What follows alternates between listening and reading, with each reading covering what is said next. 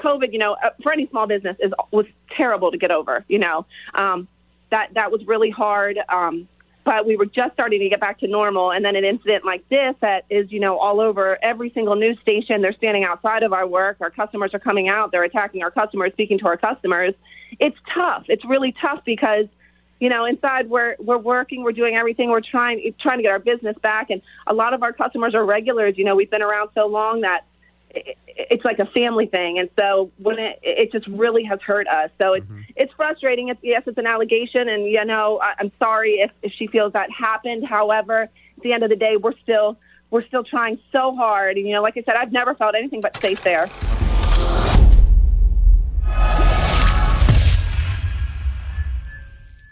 Champion Sports Bar has been all over the news. Why? Because a young lady stated that she was roofied. She alleged that it could have been an employee, could have been a customer. But she didn't quite know. They've been cleared of all wrongdoings as of right now. So, you might want to think about heading back over there. But before you go, you might want to listen to this. After many months of witness statements and interviewing witnesses and reviewing camera footage, working with Champions, who has been doing everything they can to help us, we just can't get any evidence to charge someone. Our case is suspended. It's not closed. Hey, what's going on, everybody? This is David Brooks, the Cadillac Counselor, coming at you to tell you a little piece of my mind.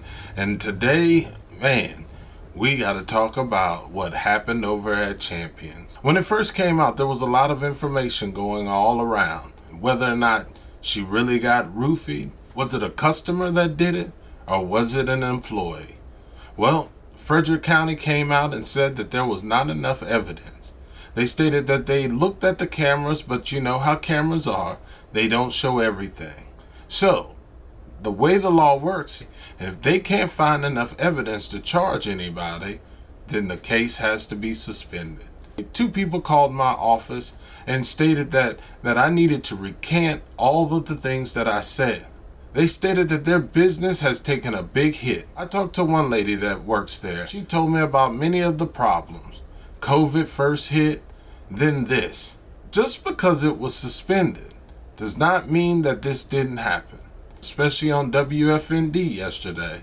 And they were talking about, did this really even happen? The young lady stated that there was over 12, 13 people who ended up getting roofied.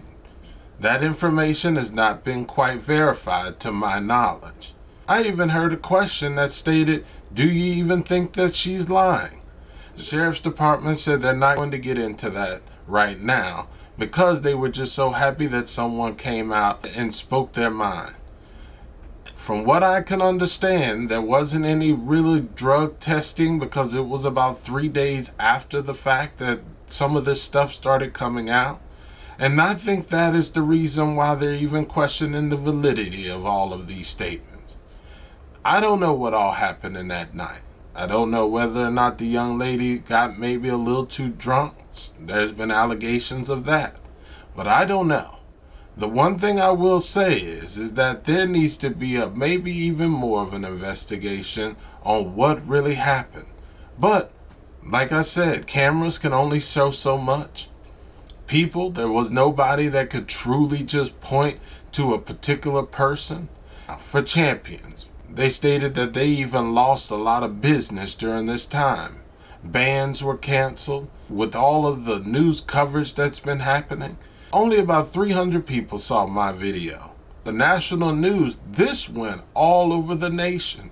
It's been in many different articles and blogs, and it's been in many different news stations.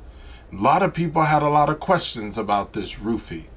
But at the end of the day, we are just reporting. We're reporting what's going on in the world. Most time when people are roofied, it's either somebody in there trying to do ill will. A lot of times it's employees. But as of right now, nobody really knows what happened on that night. So if you got any more information out there, the people are looking for it.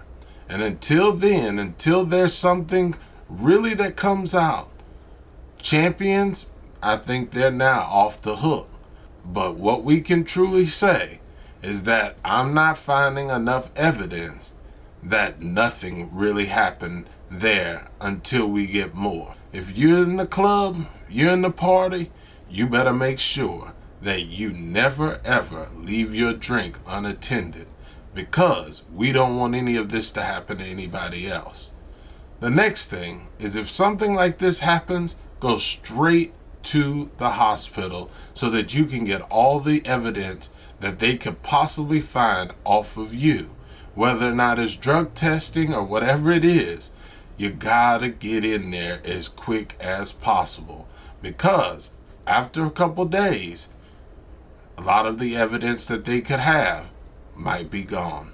It's David Brooks, the Cadillac Counselor, just going back to state exactly what is coming out in real time.